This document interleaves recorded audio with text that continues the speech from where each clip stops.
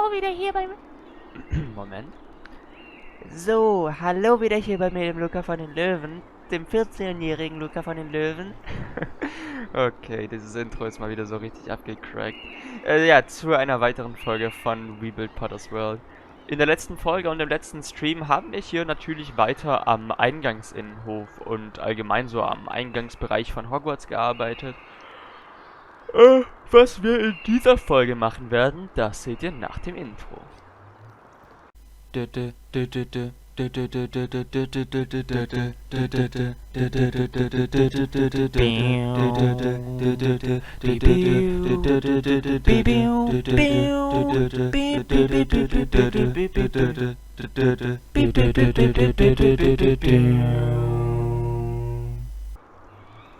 Denn ja, Leute, wir haben natürlich, also ich weiß, dass ich noch im Game Mode bin, alles gut. Wir haben natürlich hier weitergearbeitet und zwar haben wir uns hier für eine endgültige Version der Bögen entschieden. Marion, die gute Marion, hat mir natürlich dann nochmal eine kleine Version nochmal neu gezeigt, die ich aber wahrscheinlich erst in den Streams und Folgen und sowas ausprobieren werde. Ich als allererstes gehe jetzt hier erstmal kurz in den Game Mode 0. Ich dachte eigentlich, ich will euch irgendwas irgendwie im Fliegen zeigen oder sowas, aber ja, egal. So meine ganzen Streaming-Artikel hier, die packe ich mal wieder hier in unsere allseits bekannte Kiste. Ach so, stimmt, da gibt es ja immer noch diese Sachen, die sich eben verdoppelt haben. Ach, das war auch doof. Ja, Jule, das müssen wir auf jeden Fall noch machen. Erinnere mich dran. Also nerv mich ruhig ein bisschen damit. Das erlaube ich dir, weil ich vergesse es ansonsten. Weil, weißt du, das ist hier ganz unten in so einer Kiste und ich denke da nicht immer dran. Weißt du? Und deswegen nerv mich ruhig ein bisschen damit, weil das ist schon auf jeden Fall wichtig, dass wir das machen.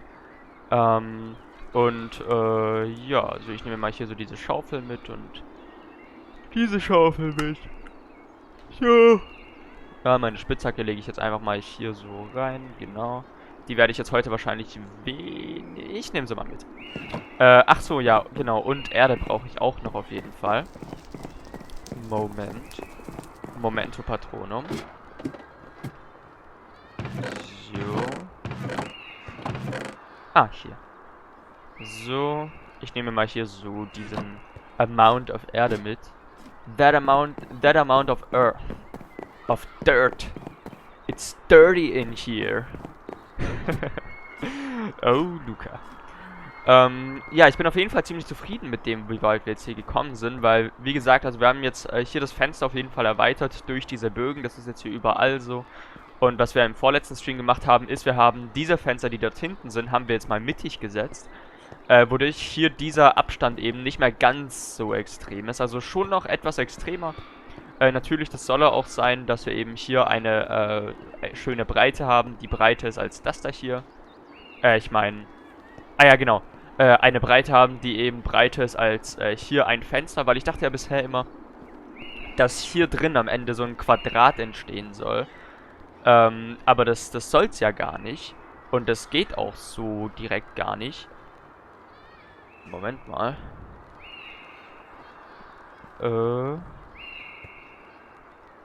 Ah doch, genau, es soll ein Quadrat entstehen. Aber eben, ne, also ich dachte bisher halt immer, dass die Breite des Ganges so breit ist, wie hier, ne, ein Fenster so. Und das ist eine falsche Annahme von mir gewesen und das weiß ich jetzt auf jeden Fall. So, wo will ich heute arbeiten? Ich würde gerne hier ein bisschen terraformen mit euch, denn, ja, es ist natürlich... Ah, genau, ich weiß, was ich jetzt noch vergessen habe. Denn ja, es gibt natürlich noch einige Aufgaben, die jetzt hier zu tun, zu klären und sowas sind. Eine Sache habe ich jetzt noch vergessen mitzunehmen. Moment. Ich mach mal ganz kurz hier so das da hier raus. So, so, so, so, so, so, so, so. Und dann jetzt hier so, so, so. So, so, so. So, so. So, so, so.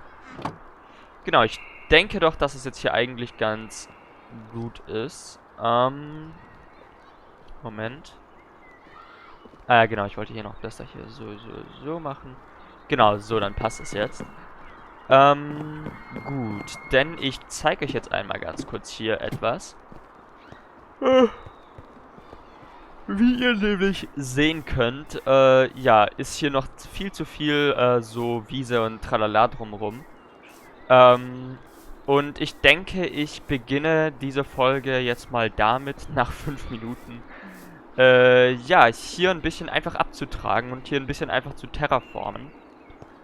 Hier bin ich mir noch nicht ganz sicher, also hier wird ja auf jeden Fall die Treppe runterführen, aber ich lasse das jetzt erstmal noch so in Frieden.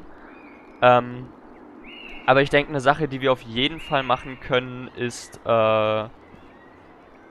genau, ich würde sagen, ich gehe jetzt einfach mal hier so rein. Ja, ich denke, das ist jetzt hier nicht verkehrt. Genau, da machen wir jetzt hier so eine kleine Terraforming-Aktion heute. Ich habe leider auch gar kein Thema dabei, fällt mir gerade auf. Ich könnte übers EWF reden. Aber ich habe schon übers EWF geredet. Ach Leute, ich freue mich so sehr aufs EWF. Das wird voll cool. Ja, ich könnte ja erzählen, was ich heute vorhabe, weil heute ist der 18.07.2021, also das gleiche Datum wie bei euch, wenn ihr diese Folge hier jetzt gerade schaut. Ja, wir haben 12:24 Uhr jetzt hier gerade aktuell.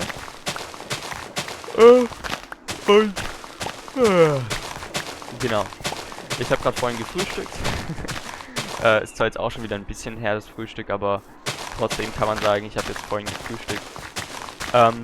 Moment mal, ich habe so das Gefühl, der Ton ist ein bisschen zu laut. Ja, ich glaube, das ist besser. Ich mache es auch mal bei mir ein bisschen leiser, das ist mir hier ein bisschen zu laut. Ja, so ist auch in Ordnung. Weil ich will es ein bisschen hören, aber ich will jetzt nicht, dass es eben den Ton dominiert. Ne, dominant sein ist zwar in manchen Fällen ganz gut, aber in manchen wiederum nicht so ganz. Worüber wollte ich jetzt reden?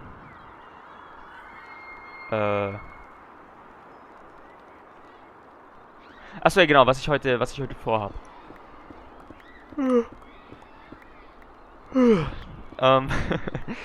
Also, Micha kommt nachher.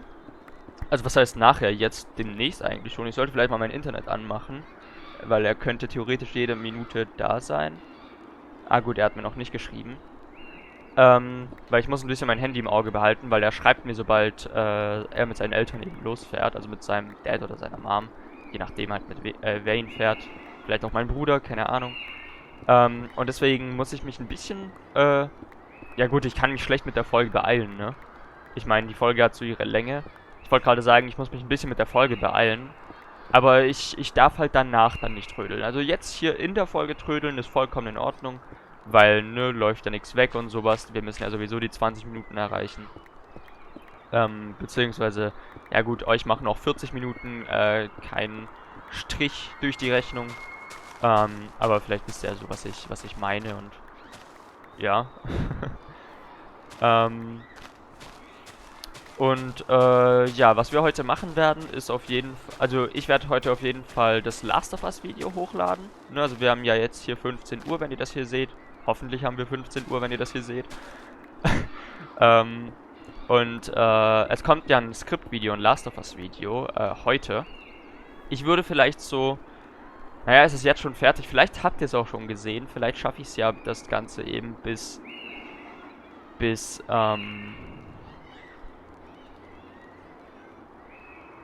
ja, so 13 Uhr. Na, wir haben jetzt 12:27 Uhr. Also es ist fertig, es ist auch schon fertig geschnitten, es ist auch schon hochgeladen. Ich muss nur noch ein Thumbnail gestalten. Aber ich muss halt gerade noch überlegen, schaffe ich das auch dann noch mit WWPW um 15 Uhr, wenn ich jetzt noch ein Thumbnail gestalte und sowas. Also bis 13 Uhr würde ich es, denke ich, schon schaffen. Aber gut, ihr werdet ja, also ihr seht's ja, ne? Ihr seht's ja dann. Aber heute kommt auf jeden Fall, also entweder es kam schon oder es kommt noch, ein Last of Us Video. Und ja, wenn ihr das gesehen habt, bereits schon, dann hoffe ich, dass ihr mir irgendwie mal eine Meinung da lasst oder sowas, weil es war mal ein Video der anderen Art. Ich habe ein paar neue Sachen mal ausprobiert, die ich mich so bisher noch nicht wirklich getraut habe, weil ich habe ja immer so zum Beispiel Aber ich will nicht zu viel sagen, weil ich weiß nicht, ob ihr das Last of Us Video nach BWPW sehen werdet. Aber auf jeden Fall, ich habe halt ein bisschen rumexperimentiert. Genau. Vielleicht, also euch fällt es wahrscheinlich auf. Also vergleicht einfach dieses Video, wenn ihr das seht, mit allen anderen Videos, die ich bisher gemacht habe. So vom Stil her und von dem, wie ich rede, was ich rede und sowas. Und dann werdet ihr das auf jeden Fall merken, denke ich. Ja, aber ich hoffe auf jeden Fall, das Ganze gefällt euch. Und ich habe ja in dem Video bereits ein weiteres Video angekündigt, was ich jetzt nicht erwähnen werde, weil, ne, wie gesagt, ich weiß nicht, ob welches Video ihr zuerst sehen werdet. Aber ich habe auf jeden Fall noch ein weiteres Video angekündigt, welches auch bald kommen wird, wie auch in dem Video erwähnt. Und ja, genau, ich finde es auf jeden Fall ziemlich nice. Also allgemein die Welt von Last of Us, ich liebe diese Welt einfach wirklich, wirklich sehr. Ich finde, also Neil Druckmann, das ist ja der Co-Präsident der Firma Naughty Dog. Also Naughty Dog ist ja der Videospielentwickler, der eben Last of Us gemacht hat. Und Neil Druckmann ist eben der Co-Präsident. Also ich weiß nicht, ob er der Gründer der Firma ist. Das will ich jetzt mal nicht sagen, weil ich weiß es halt nicht so genau. Aber auf jeden Fall der Co-Präsident. Also er hat so eins der höchsten. Also er ist so einer der obersten Köpfe, sage ich jetzt mal. Also von ihm kommt die Story von The Last of Us. Ihm sind die Charaktere zu verdanken und sowas. Er ist halt mit dieser Idee angekommen, sage ich mal. Genau. So. Ah, ich glaube, Micha ist da.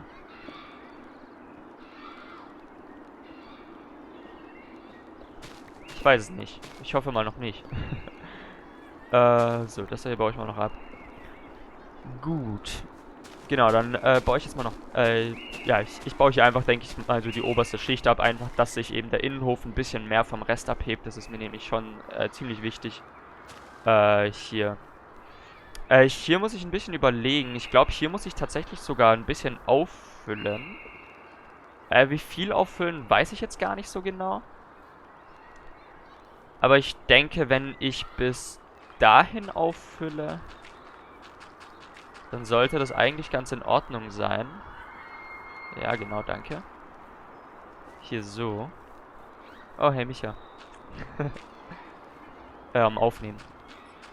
Kannst reinkommen. So.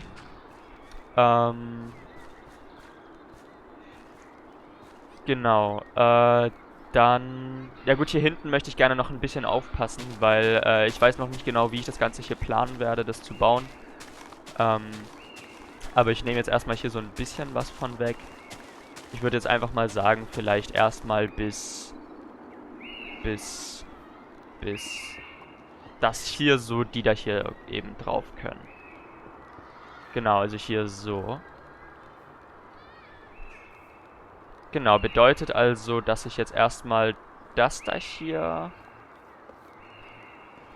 Oh, nee, das ist mir hier noch ein bisschen zu heikel. Das ist mir hier noch ein bisschen zu heikel. Ich mache das jetzt dann erstmal so bis da. Genau, bis dahin. Genau, das bedeutet, das hier kann auf jeden Fall hochgezogen werden. Aber ich nehme noch ungefähr 7 bis 10 Minuten auf, circa. So. Genau, alles, was dann hier so daneben ist, muss auf jeden Fall abgebaut werden. Schätze ich. Ja, ich mach mal hier so. Und dann hier so. Genau, und dann nehme ich auf jeden Fall mal bis hierhin alles ab.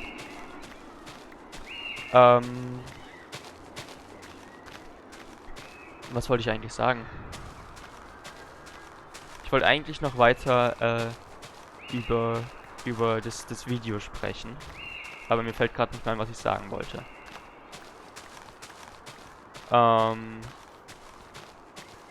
Ja. Verdammt. Ja, also erzählt mir auf jeden Fall mal, wie euch das Video gefällt, bzw. gefallen hat. Ne? Ich weiß immer noch nicht, ob ihr das Video bereits gesehen habt oder noch nicht. Ob es vor diesem Video kommt oder nicht. Micha, ich werde dir gleich, nachdem ich die Folge beendet habe, ein Video zeigen, was ich gestern produziert habe. Und da brauche ich mal deine Meinung zu. Rede mal. Nochmal. Ja, minimal schlägt der Balken schon aus. Also ein bisschen könnte man dich, glaube ich, schon hören. Aber egal, man hat dich ja auch schon niesen hören. Erinnerst dich noch? Man hat dich ja auch schon mal niesen hören. So. Genau, dann ziehe ich jetzt mal hier diese Dingens hier mal so nach vorne. So. Dass man hier auch mal ein bisschen mehr Boden hat. Also nicht mehr Boden hat, so im Sinne von, da kannst du schwimmen, sondern... Ach, Luca, du und deine Wortwitze schon wieder. Hier leckt's gerade sogar ein bisschen. Und, ja, was ihr mir gerne auch mal erzählen könnt, ist, ob ihr denn allgemein, wie ihr denn so zu... Achso, ja genau, jetzt weiß ich wieder, was ich sagen wollte. Ich finde, dass man eben aus der Last of Us Welt unglaublich viel rausholen kann, weil es ist halt wirklich eine coole Welt und, ich finde, es ist eine Welt, die auf jeden Fall gehört werden sollte, weil sie erzählt so eine humanitäre, ja, ich glaube humanitär kann man sagen, so eine humanitäre Geschichte über Menschen und ihr tatsächlich realistisches Verhalten. Weil zum Beispiel die Reaktion von Abby im zweiten Teil ziemlich am Anfang, natürlich hat es viele Leute abgefuckt, was da passiert ist und natürlich haben viele Leute Abby dafür gehasst, so, ne?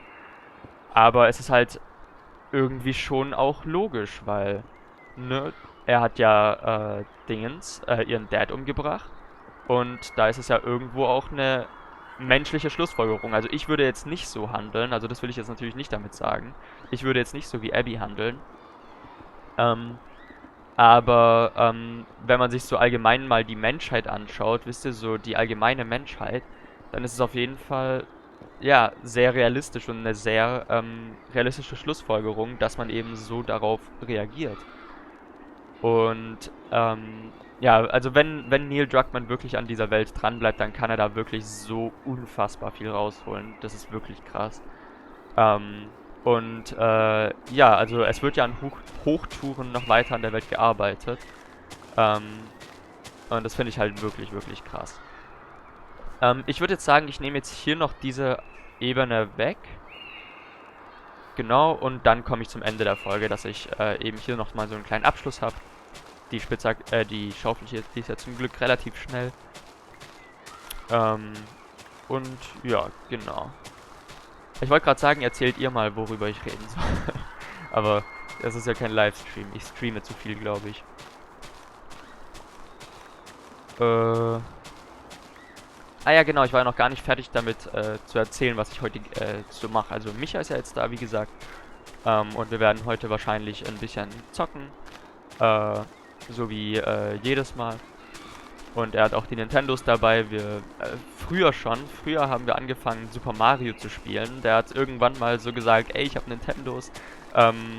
Hast du irgendwie Lust zu spielen oder sowas? Und dann sind wir halt irgendwie zum Spielen gekommen. Dann hat er gesagt, ja, ich habe Super Mario. Und ich so, boah, geil, ich finde Super Mario voll geil. Und dann haben wir so angefangen zu spielen. Und es ist Super Mario...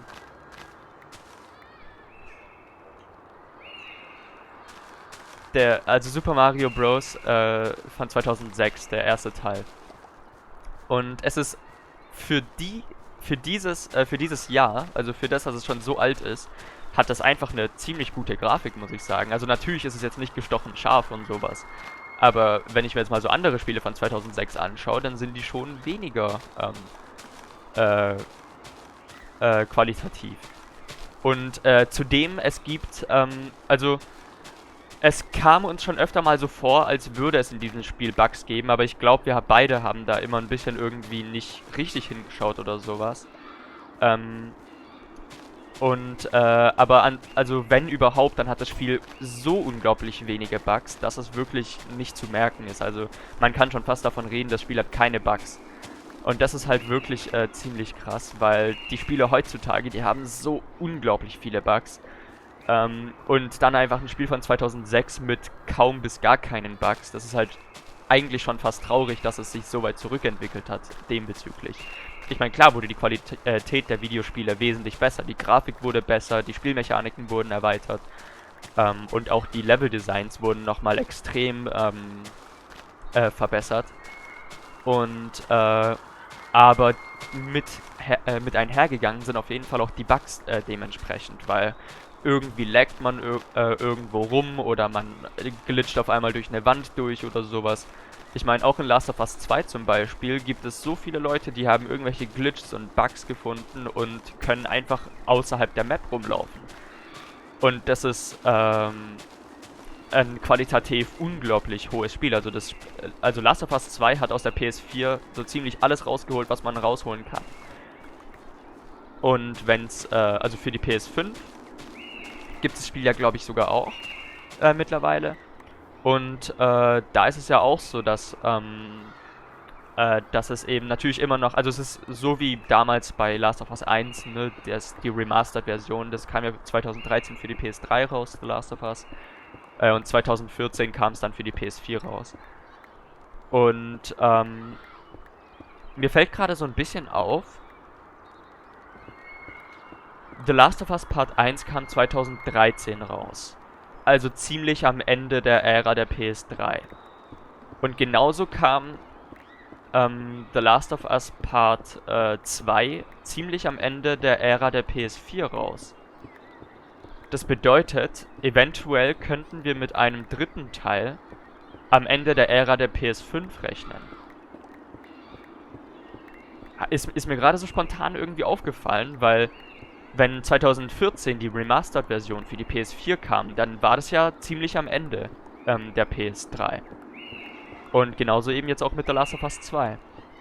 Das bedeutet, wenn irgendwann die PS6 rauskommt, aber das ist auch eigentlich ziemlich gutes Marketing, muss ich sagen, weil somit verkaufen sich die Spiele zweimal.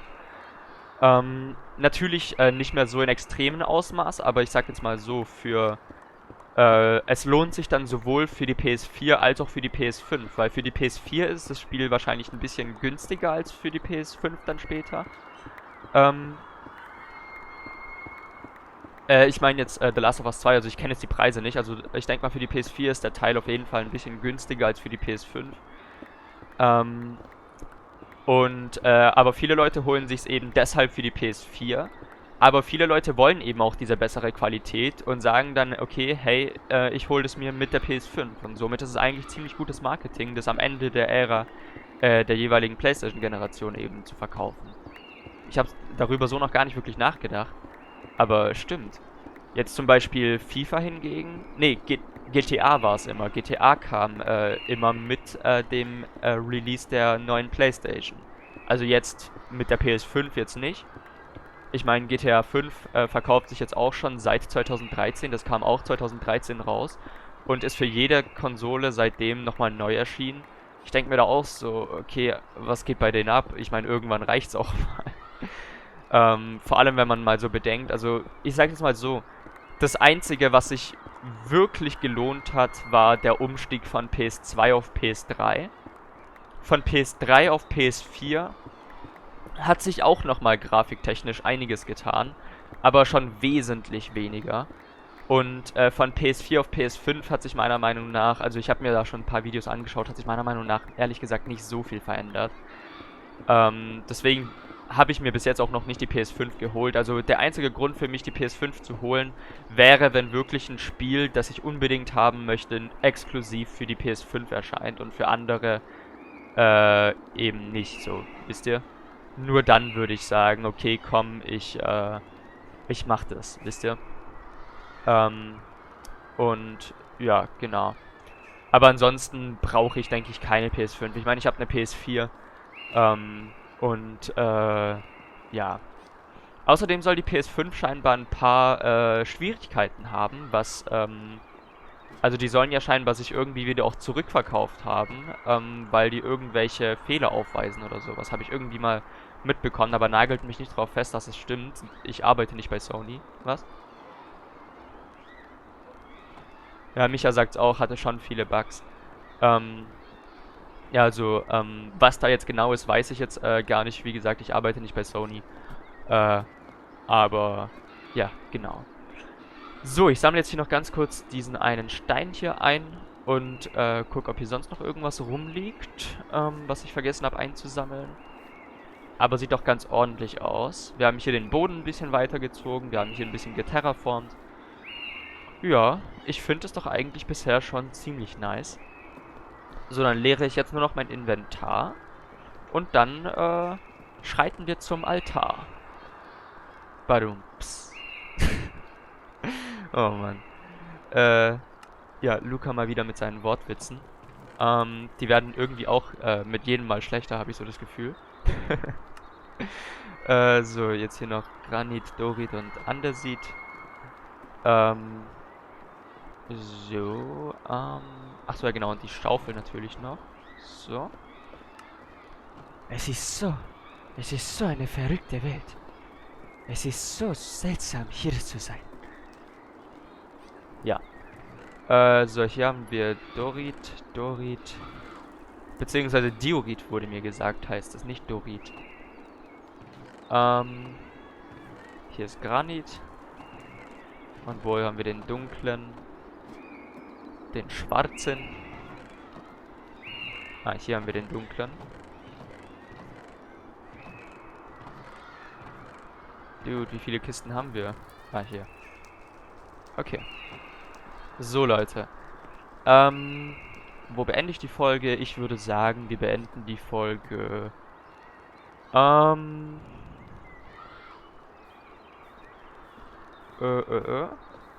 Ja, doch, ich beende die Folge, glaube ich, hier oben. So.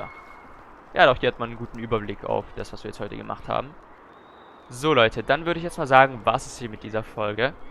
Wenn es euch gefallen hat, dann zeigt es mir gerne mit einem Daumen nach oben. Wenn es euch nicht gefallen hat, dann leider mit einem Daumen nach unten. Aber wenn es euch super gefallen hat, dann zeigt es mir gerne mit einem kostenlosen Abo, was ihr jetzt hier rechts oder unten rechts auf einem Wasserzeichen gerne hinterlassen könnt. Wir sehen uns in der nächsten Folge von We Build Potter's World. Das war's von mir, dem Löwen. Bis dann. Tschüss und Ciao.